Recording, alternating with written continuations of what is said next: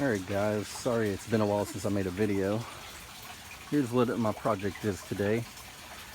I am kind of come up with this little concept to, instead of having the styrofoam, the floating foam, I decided to just kind of use PVC, cut some slits in, see if that'll work. It'll help me kind of move these around as needed. I don't have to worry about like the styrofoam kind of sagging and the middle part touching the water, or because I know you can just float it on the water, but I was kind of leaving an airflow gap because I'm not adding air stones to this water.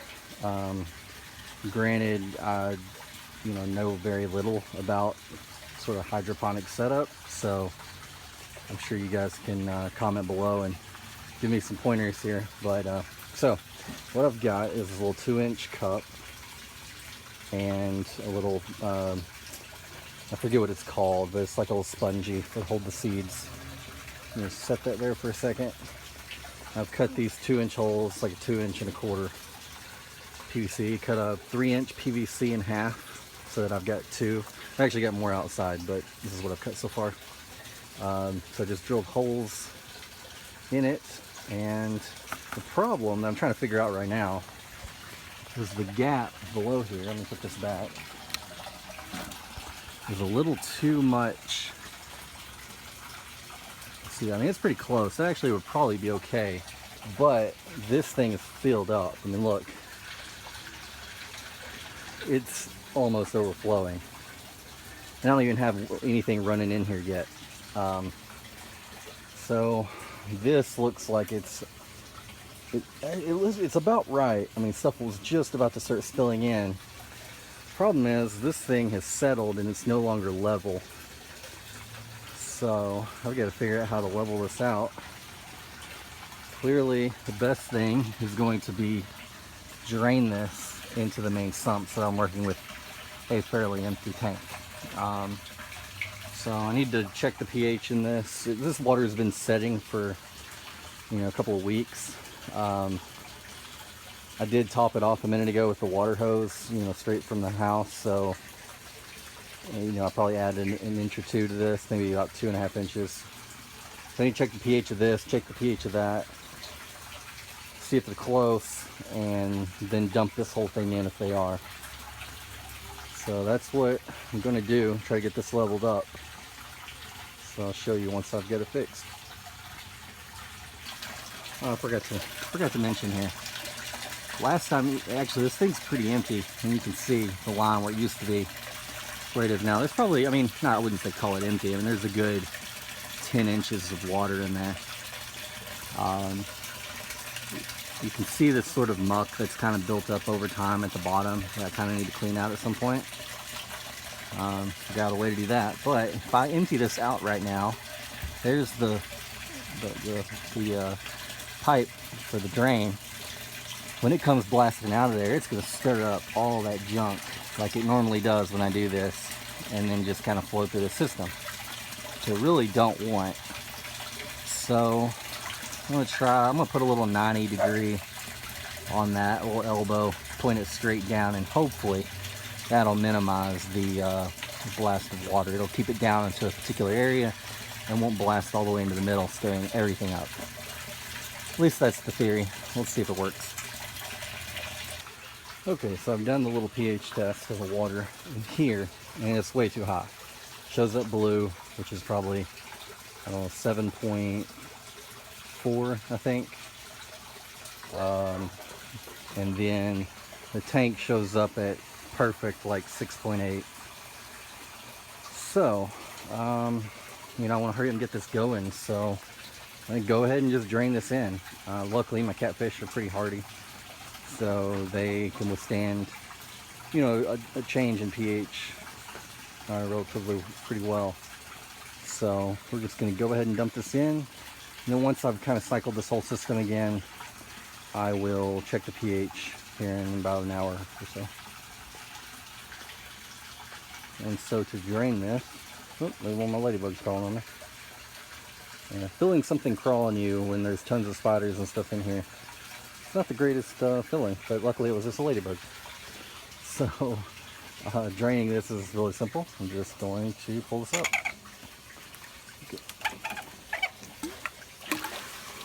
And that is going to flood into here.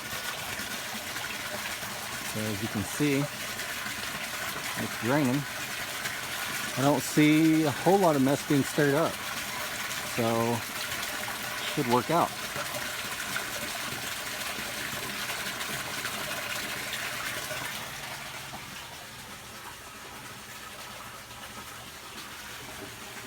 Little update on the plants while we're waiting for that to drain. Hopefully it's not too loud. Alright, I've got my strawberry plants here that, I've said this before, they take up way too much room in here and I don't get enough out of them. So I'm not quite sure what I'm going to do yet. I'm going to have to move them. If I can ever get these online, I'll probably put strawberries in one of them. Alright, so I did, however, break up one of these bunches into a single one, and it's actually already kind of blowing up again.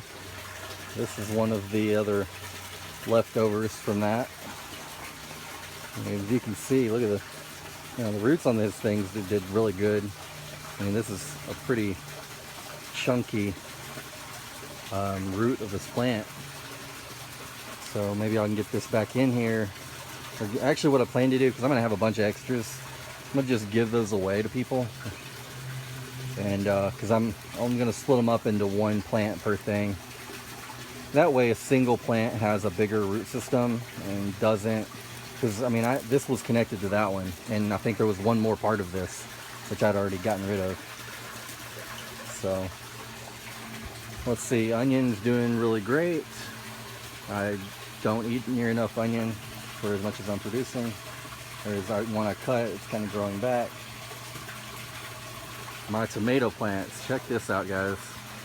One plant, there it is. There's the one stem right there. It's blown up. So I've got a shoot that comes up here, splits off here, goes up to the top. And another big arm here that I've tied up. I'm tying them all up. Alright, then let me duck down here. Here's the other part of it. Branch comes up there. There's where the main split is. Comes out here and is running here. So I'll be tying these up as they grow. You know, if you remember my last videos, I had like 4 tomato plants and they just took over the bed. And this year I was like, I'm only going to do 1 if any. Clearly this one is more than enough. So we'll see. I'm sure it'll take off. I'm sure it'll double in size. I mean, that's what it did last year. As far as length, it's probably got another double this length before it's done. But I've got some cherry tomatoes growing, or already popping up. Nice blooms. So we'll see. I do have a question for you guys, if anyone knows, something I've been meaning to look up.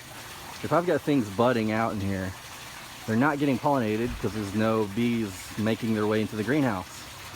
I mean, clearly there's some things that I could self-pollinate, but you know, I prefer not to do that because that would take forever. So is there any ideas, methods? Maybe bees will just make their way in through the cracks and stuff. I don't know. But this summer when I pull up this plastic, at least some of it, I plan on putting out some net so butterflies and caterpillars can't make their way in. So yeah, still a lot to learn. We'll see. The lemon tree, at least I think it's a lemon tree. It smells like a lemon, although it's got these thorns on it. My mom had planted seeds from some different citrus plants, and we're pretty sure this is a lemon tree I'm trying to grow. And just got some miscellaneous small things. I've put a bunch of seeds, some of it killed over, some of it did good. But, oh, we got some carrots, so we'll see how all this goes. I've still got some rearranging to do here. I released about 1,500 of these ladybugs into the greenhouse, so hopefully cut down on the aphids. And honestly, I've been looking it through everything, and I've seen very little to almost no aphids just in like 24 hours, 48 hours of releasing 1,500 of these ladybugs in here. I mean, I was crawling in aphids before, and I'm just like not seeing much. I don't know if they're all hiding or they've mostly been wiped out. Alright, so this is drained. I'll get this fixed up, leveled out, and we'll refill it by moving the line back in over into here. And that'll take a while, but I'm not gonna refill with the water hose. So, but I am actually going to be buying a new pump. This is a 800 hour per gallon pump, or gallons per hour pump, sorry. And I need about 1,000 to really push this, because as soon as I move this line over into this, my grow bed doesn't drain, because what's coming in isn't outpacing what's leaving. So I'm sure I could modify that, but I'd rather have more power, more water coming in. It's a faster pace, which means more oxygen to the catfish as well. Although I could leave them on their own separate pump if I needed to. So we'll see. Alright, so this is the mass I'm working with. Pulled this up from right there. You can see that's the strawberry plant. I mean, it's just massive. It can be split apart into multiple ones. So just to get some more room and to let these sort of kind of stand on their own, be a little stronger on their own. I think that'll help produce more. So these are ever-bearing. So part of the reason I'm doing this is, though they're ever-bearing, they're supposed to produce, I believe, like fall and spring. At least that's my understanding. I don't think they actually literally will produce year-round. I could be wrong. I remember reading it's fall and spring, and they didn't really produce in the fall. And I got some early spring stuff that started blooming up, but because it was so, like, I don't know, it was so crowded, the flowers kind of rotted underneath and we get moldy. So I'm going to clean that up, and that should solve that problem. So maybe I should be wearing gloves doing this. A big old yellow jacket. I was here pulling out this root, and I mean, luckily I didn't grab him with my hands, but it just came right out from underneath here. It's really kind of strange. I've never seen a yellow jacket come out from these beds, which effectively are, you know, I mean, it's filling up pretty darn close to the top. He must have been hanging out right at these roots, hibernating or something. I don't know. So, all right, well, I'm gonna keep pulling this up and digging. Hopefully I don't got a nest in here or another one that I just happened to put my hands on. So I'll let you know. All right, I've got the strawberries all straightened out and cleaned up. Looking really good. Real strong, healthy root system. I've kept 1, 2, 3, 4, 5, 6, 7, 8. And probably lost about, I'm outside, I planted about 4 more of the extras, and only really discarded 1 or 2. Some of that's just root stuff, lots of leaves from, you know, cleaning them up, but some of those leaves are actually from other plants. But. So hopefully this should help the health of the strawberry plant. I moved a couple of my carrots around. One of these actually, or maybe 1 or 2 of them, starting to turn orange, and it's got a little bit of a carrot on it. So I mean, they all got one, but a couple of them are definitely becoming carrots, which is pretty cool. I'll separate those out probably a little bit once they start to get a little bigger. That's pretty much it.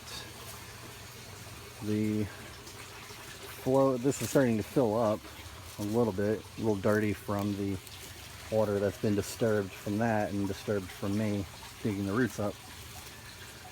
So I'm gonna come out here and feed my catfish here in a minute, but yeah, that's pretty much it. I'll get these, I've got them all cut now.